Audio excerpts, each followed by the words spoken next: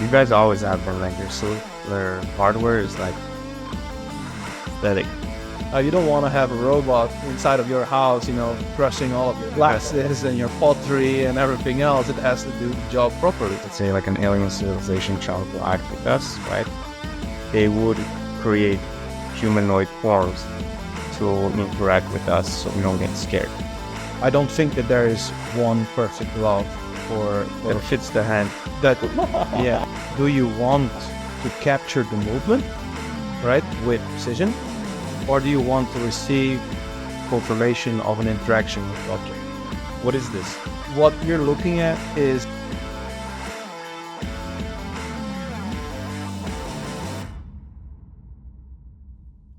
Hey, I'm Taron, founder and CEO at Knoxlabs. We're an XR launchpad. We work with XR companies to help boost sales and marketing, and we work with buyers to make sure when they're buying an XR device, it comes as a solution. With me today, I have Gerald. Van der Riet. Van der Riet, yes, good. He's the sales director at of North America at Manus. Thanks for being here with me. You're welcome. That's awesome. So we want to talk about the two types of gloves Manus has. So I'm wearing the Prime 3s. Gerald is wearing the Quantum Metagloves. So can you tell me the difference in both? Yeah, sure. So, first of all, thank you for having me, Taron. It's always, it's my first time here, but it's great to be here with you guys. I can definitely tell you about, the difference between what you're wearing and what I'm wearing, and what you and I are basically wearing are the two most precise finger capture solutions in the market today. They're used for several types of use cases, not only in VR, XR, but also in entertainment mocap, but, robotics and life sciences as well. Now, what you are wearing today is the Prime 3. It's a glove launched, I would say, roughly a year ago. And it's an evolution of all of the past gloves that we have launched over the 10-year history of Manus. It's a glove that works with flex sensors, and if you bend your fingers, the flex sensors, they're going to register that bending, and it's going to correspond to the movement and the pose of your fingers. On the fingertips, we have a small device which provides haptic feedback, which is cool because if you would say interact with an object, or if you would manipulate it in VR, then you're actually going to get a confirmation. So whatever you're whenever if I'm holding an apple, as I come to the shape of it, it's going to vibrate. Yes, I know. Yeah. So when you touch the apple with whatever finger you're touching it with, that finger is going to give you a vibration, right? So if you would touch the apple with your entire hand, then you would feel the vibration over all of the 5 fingers of your hand. What this basically does for you is that you get a confirmation of the interaction, which means that you don't have to be following your hand around, right? And what I like to tell people that are new to this technology, if you ever been to an XR trade show where all of the XR vendors and manufacturers are, it's a lot of fun. It looks like it's a video clip of Michael Jackson's Thriller, right? Because basically people are trying to follow around their hands, right? So funny, so I like to make the comparison to Michael Jackson's Thriller, because you have to follow what your hand is doing, and then making sure, have a visual confirmation that you're actually interacting with the object and you're getting it. Now, what this haptic feedback allows you to do is very simple. You can interact with an object that's outside of your field of view, And if you're actually interacting with it, then you're going to feel that vibration, Mm. right? And if you do, then you know that you can just bring it into your field of view, and then you can continue to play around with it, whatever the simulation is or the use case, right? So it's pretty cool. Philosophy of the design of this glove, it's first and foremost, we want to have precision of the finger tracking so that we can interact with objects of all different shapes and sizes, and then even the smallest ones. And for the most, it's a very lightweight glove. It's comfortable to wear. It's easy to calibrate, and your setup time is going to be, minimized with, a very fair margin. So, Yeah, it was like 1 minute, like not even to calibrate. yeah, We're doing just like 3 poses and like continuous with that. Just insane. On this one, it's like the calibration was even better. What is this one you're wearing? So, so this is the quantum Metaglove, right? And that's a glove that's actually older than the glove that you're wearing right now in terms of launch dates. But this is the most precise glove. They do have different calibration methods, but that is just for to enhance the results of the application, right? So the quantum Metaglove, it works with an electromagnetic field type of tracking. It's a near field type of tracking. So we generate an electromagnetic field on the backside of the hand, and then we track those positioning of these sensors on the tips of the fingers. And we track that with almost, and I'm going to say almost, absolute positioning, right? So what it does is it gives you very good and accurate recreation of the movements, and it also it gives you an actual representation of the dimensions of your hands, which is going to make the experience in VR that much more real to life, right? So what we see this glove being used most in is, for example, animation, where 3D characters have to be, they have to move like the actor did. So what you usually see is an actor has a bodysuit that either has markers or other types of sensors, and they use a pair of our gloves, and then the actor does his acting work. All of those movements, expressions, nonverbal expressions, even from the face, the body, the fingers, they're captured. And then those movements are translated onto the 3D character that you see in the, in the short or in the feature or in the movie, right? So some other use cases that we have been seeing more recently for this glove is a whole new market that's opened up for us. And that is robotics market. Teleoperation, yeah. Yeah, both teleoperation, but also learning the robot to interact with objects autonomously as well. So these are two different use cases, right, inside of that robotics market. I think the teleoperation is very interesting because, how to put it? One day we're going to see actual humanoid robots, being in our households or, in our working life, let's say in a factory, for example. Yeah. That's really easy to envision. And, for us to accept a robot to be in our lives, it actually has to look a little bit like us. So that is why the designers of those robots, they give them like limbs like humans have, and they have, hands with 5 fingers. I would say biomechanically, there are better designs for something that interacts with objects. We could have, for example, 2 thumbs, one on either side, so they could grab objects with more, dexterity. Yeah. But if that has 6 fingers or 2 thumbs, then that means that, the person that actually has to accept the robot into his life is going to be more reluctant to do so.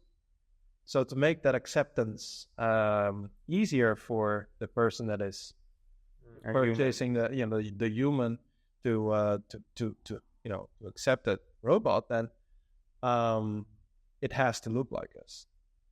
Because if it does, then somehow we will connect with it in a sense. We will connect with it. Yes. Accept it. Yeah. A nice anecdote I'd like to tell is that my grandpa, he has a robotic lawnmower, and you see these everywhere. But it's from a brand that is a big H. The first thing we did when we purchased it was we gave that a name that started with an H.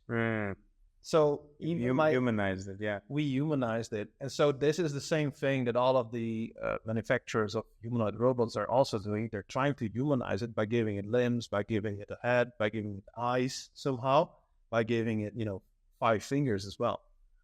So the first use case we're seeing in that market right now is those robots, they have to learn how to interact with the objects or with the other humans. So that means that they have to be able to grab onto objects. They have to be able to hold on to those objects. And they have to be able to manipulate those objects. Now, in a robotic hand, it can actually apply quite some force and pressure to some whatever item it is holding. And the difference between, let's say, holding on to an item, letting it slip, or crushing it, right? I actually have to apply a lot of force, but a robotic hand, it's more powerful than my hand. Crushing it, for a robot, it's a really small difference. Now, you don't want to have a robot inside of your house, crushing all of your glasses and your pottery and everything else. It has to do the job properly. So they're using these gloves because of the level of the precision of the data that we can capture, and they're creating data sets for it. And then those robots, they're going to use that data set to analyze how the interaction with the object should be. And then they're going to give you a nice and precise, interaction with that object and perform the task that they require to do in the correct way. And anything other than that is simply not acceptable. So it has to be perfect. And I think that, the tracking quality of, these gloves is the closest you can get to that kind of perfection. The other use case, the teleoperational use case, this comes at a second stage. So I think, right? So first is trained, then then comes teleoperation, yeah? Yeah. So first they're going to be trained, they're going to be applied, they're going to be put into, the market, they're going to be in your households, in your factories. And then the second stage is what happens if something goes wrong, right? A robot goes on tilt, or it's not, reacting to the commands of the human anymore. Then we have to have a way, to intervene. Now, I wouldn't want to get close to a robot that's going on full tilt and, moving in all types of directions and maybe destroying the entire house, right? So, like scaring the cats and the dogs and everything else. And yeah, I'd be scared. I would not want to get close to it. So, how are we going to solve that emergency problem? So supposedly, what is going to happen is that somebody inside of the factory that made these robots, he's going to be wearing, our gloves, and he's going to be wearing a head-mounted display, and he's also going to be, wearing some kind of a motion capture suit, and then he's going to be taking over control of that robot, and then the robot is going to move like he's doing 10,000 miles away inside of the factory. So then he can put the robot into a safe environment, or maybe do a hard reset or something along those lines. so that the human is, safe again, and we can start over. So those are the two use cases that we're seeing in the robotics market. It's very, very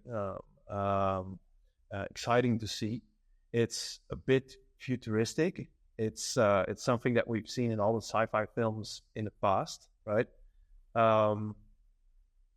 And the fact that this technology that is being developed now in a company of 35 people back in the Netherlands is playing such a major role in that, it's very exciting.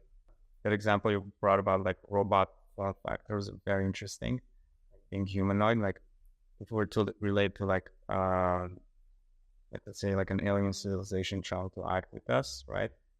They would create humanoid forms to interact with us so we don't get scared in the sense and accept it. So that might not be their like actual form, but like the form that's for this environment, this mind is that. So that's an interesting thing where like form factor for humans does not really necessitate the best practice in a sense. On a question on how does like I wrote it here actually, interphalangeal joint. So the distal interphalangeal joint is basically this top part. Yeah. How do you guys like calculate rotation of that, like with this glove and that glove? Both of the gloves, they have different working principles, right? I was telling this, the glove that you're wearing, the Prime 3, it has a bending sensor, which covers 2/3 of each and every finger.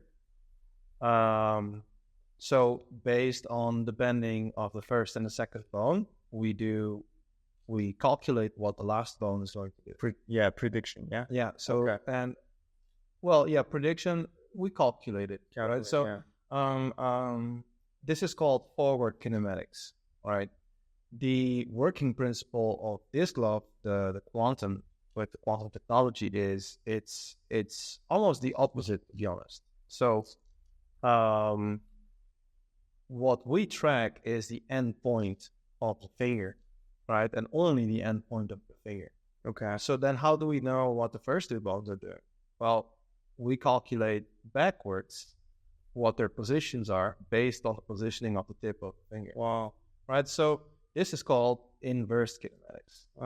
Right? So we have forward kinematics and we have inverse kinematics. And the cool thing about inverse kinematics is that it's going to always give you very precise interactions. Two points I want to touch upon. Like on the how would this compare to like on the very high end we have like haptics. Right? It's like when you wear it, it works with like air pressure, right? I don't know if this new one does or not, but it's like, I don't know, I think like 40,000, right? Yeah. So how do you like, how would someone decide which one to use? When it comes to haptic feedback, there's a couple of things that we need to explain always, because haptic feedback is a very broad concept, right? Haptic feedback is, the feeling confirmation that something is happening with the gloves on the level of your hand. So there are a couple of different types of haptic feedback. So you can feel textures, right? You could feel temperatures, you could feel resistance for the movement of your fingers, and you can also feel vibration, right? Those are all types of haptic feedbacks. And there's also pressure. So what our glove does, it offers, vibrotactile feedback, which is a vibration. And it feels the same way as, how your phone vibrates in your pocket when you receive a notification. But instead, this vibration is just felt on the top of the finger where the LLA motor is positioned. So our glove offers, a vibration, which gives you confirmation that you're actually manipulating that object. It's easy, it's very simple in design, it's lightweight, it's comfortable, and that's what a glove does. What we really shine upon is always the precision of the finger. There are definitely other solutions in the market that give you different types of haptic feedback. So it really depends on the type of project that you're doing. What do you want to feel? What do you want to register? Our glove, what it basically does is it offers highly accurate finger tracking finger tracking data, and it offers a very simple and elegant solution for Haptics. haptics. Yeah. So it's scalable for projects where you're going to have several users, and it's also very fast to just set it up and start doing your simulations. Other gloves that are out there in the market, they have different pricings. You can feel different things with those, but it really depends on your project and what you want to register. Again, what the right glove will be for you. I don't think that there is one perfect glove for That fits the hand. that. Yeah, exactly. No, but really, there's not one perfect glove that will be the perfect fit for everything. So I think that our glove is the jack of all trades and maybe the master of most. Right? So that's how I'd like to describe it. As we're closing, like, what are my use case? What do I need the Prime 3 for? What do I need the quantum Metagloves for? So if I'm a VR developer, XR developer, what do I need? And what are the use cases for this? The question that I always ask my customers or my prospective customers to ask themselves is, do you want to capture the movement, right, with precision? Or do you want to receive confirmation of an interaction with the object, right? Okay. So if you ask yourself that question, you are surely going to answer for yourself which glove you want to use.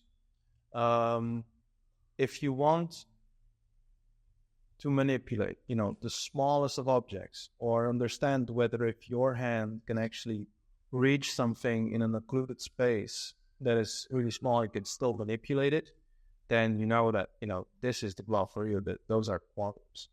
Now, if you want to run a simulation where you're trying to train someone for a certain situation, and you want to give that user feedback about how he is performing, Okay. or to give him feedback on, okay, you just interact with object A or object. I like that. So if you're coming in with high quality, some Metagloves. Yeah. If you want in but also out, the Haptics, the Prime 3 Haptics. Okay. I think that's a good way to put it. Yeah. Yeah. I think you what's the saying in English? It's like hit the nail on the head. Yeah. Right. Hit the nail on the head. All right. Yeah, that's it. Yeah. Yeah. That's the difference between both of the gloves, really. Apart from a bit of pricing, but I always I always get sneaky as well when I'm doing that conversation with my customers, and I tell them, hey, why would you want to make a choice now, right? Why don't you just get both? And then when you're doing your project, right, whatever project is thrown at you, you can just interchange the gloves, or whatever works best for you. Just pick one while you have both of them available to you. So and they're like, yeah, that works. I'll do that. Send me a quote for both. And I'm like, sure. There you go. Or we're both on either hand. Yeah.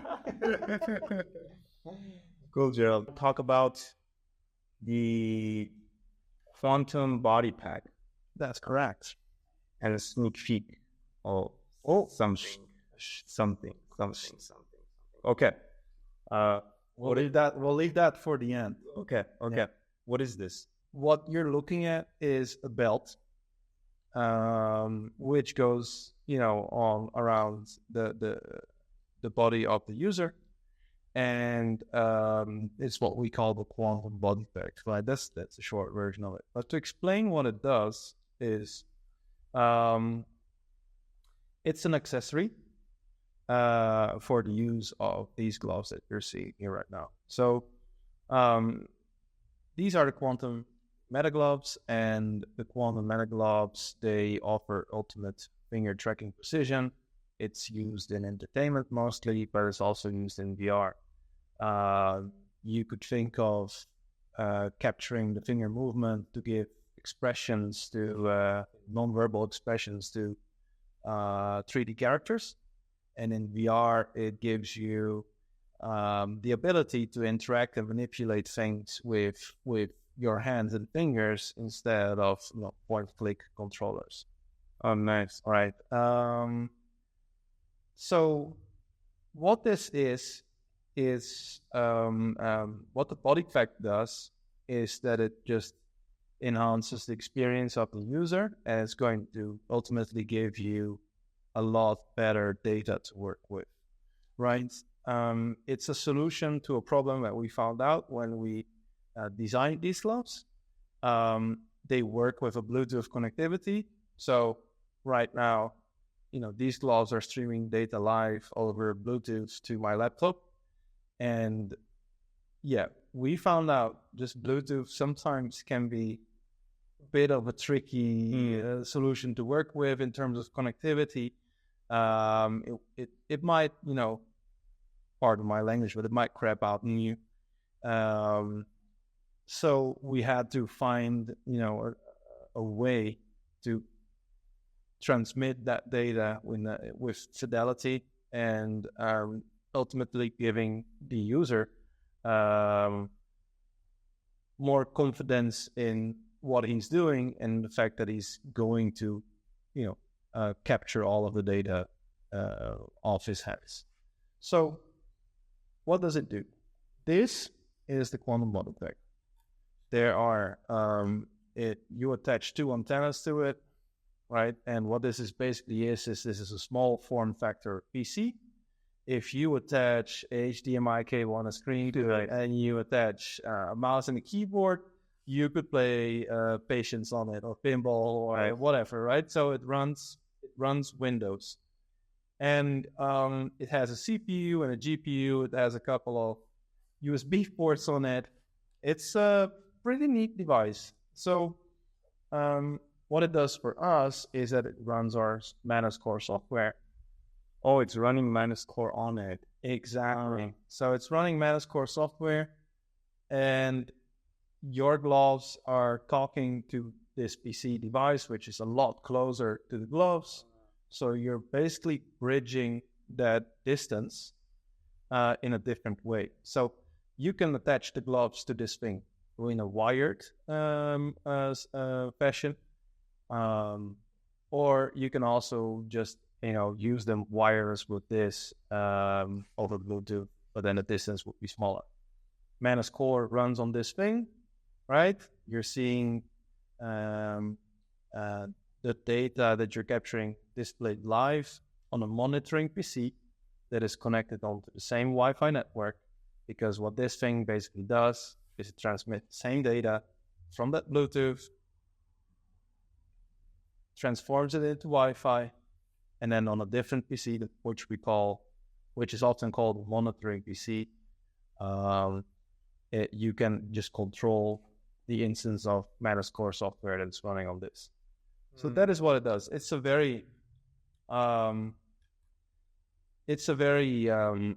simple design. Nifty solution, Yeah. It's nifty. It's a simple design to solve a very common problem. And it just makes the experience of, using gloves that much better for whatever application you have for our gloves. Can you hook up like some other system to it to record as well, like Xsense bodysuit? Yeah. I mean, we have never run MVN software on this. But I can say something about it if you want. Yeah. So an ambient system like an ambient link or an Awinda, it will, or specifically the ambient link, it will come with its own router, which creates its own Wi-Fi network. So what we usually do is you connect this PC to that same network with WPS. And then the range of this thing will basically go from, let's say, 40 feet, 40, 50 feet, normally working with Bluetooth, up to like 200, 300 feet because of how strong that router is emitting and creating that Wi-Fi network.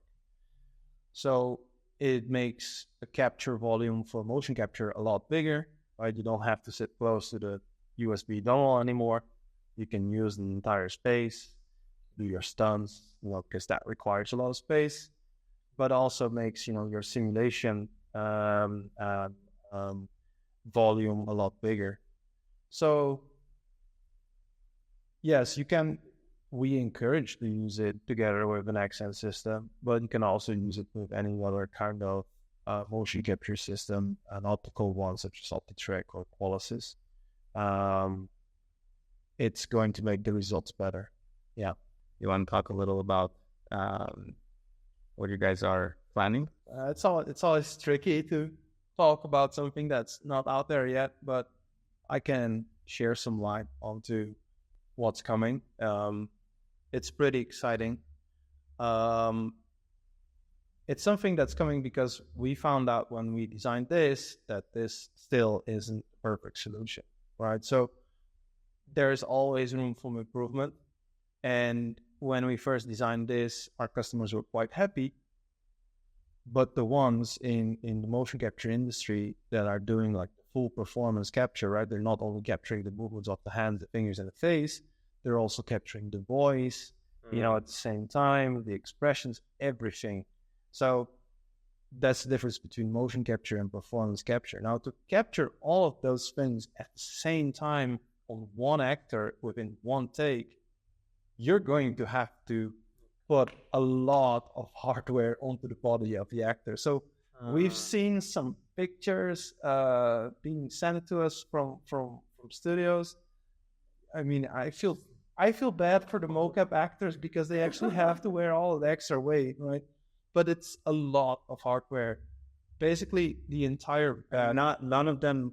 One is not talking to the other. Yeah, it's like one system for recording system for this one. There's a dedicated system for each part of the performance. So one for the voice, one capturing the movement of the body, one capturing the facial expressions.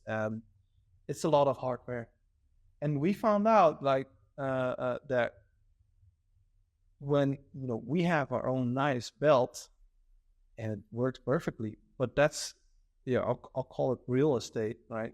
There's some real estate on the body real estate, yeah. Body real estate sounds dirty, but it's a body real estate that we have to compete for with other solutions in the market. So there's facial capture solutions that also have a belt. So which belt are you going to wear, right? So this is the question that our customers are faced with, and so they will have to decide for themselves, okay, what's more important to me? Is it facial expressions or is it the finger capture? And then you will see. Yeah, I'd like for it to be the fingers too, but we always, when the decisions are made, then they say, okay, the facial expressions are more important to us. So then we'll cut out, the finger movement. Well, too bad for Manus. Well, back to the drawing board, come up with a better solution. So how we're going to do that? I mean, couldn't ask for more than this, but they did. So we had to design something. We came up with something that we call the Body Pack Lite. And I think its name already gives it away. It gives you the same functionality, right, of enhancing the working range of your gloves, the reliability of the data being transmitted over Wi-Fi. So it does the same thing. But what differences with the body pack light on this is that you don't have to wear a belt. It's a really small form factor device. It's half the size of this thing. Wow. And that is basically it. It has Velcro on the backside, so you can just, stick it, and you just stick and go, basically, right? Continue with, you start with your motion capture work. It's an accessory that, everyone that already has their gloves, they can just, get it. And it's backwards compatible as well. And it's going to, take less of that, precious space on the body of the actor. So we're quite excited about it. It's I don't know, it's almost groundbreaking for the industry, because what this is going to do is it is going to enable full body, performance capture. There's going to be voice, there's going to be facial expressions, there's going to be finger movements, and there's going to be all of the other things that you want, as well as having to wear all of the time code equipment in the same body so that everything is synchronized. This is it, right? So, like I said, we're quite excited about it. It's a very nifty solution, even more so than the last one. And I think that it shows, Manus' commitment to the customers to continue developing a better solution, because the industry is not there yet. But we're going to chase it. We're going to continue chasing that perfect solution for the customers, and we're nearly there. We're nearly there. You guys always have been like their hardware is like aesthetic. Both like on thought factor, design, even like the content. Like so, it's always a pleasure working with you guys. I forgot to introduce Knoxlabs. So, yeah, I when you said it, like Manus does this, I'm like, okay, I'll introduce it. We help XR companies launch and boost their XR products, hardware mostly, some software, and we make it easy for buyers to buy a complete solution. Thank you, Gerald. This is great. Like, it's good to understand why you guys are doing and what you guys are doing. Always a pleasure. Thank you. Thank you, Taron. Just a heads up, the launch is in 24 hours from now. More precisely, this is on the Thursday in the middle of the night. Yeah, European times. There's a link in the description. And here's an image of the body pack light. You guys have fun. Bye. Nice. Yeah.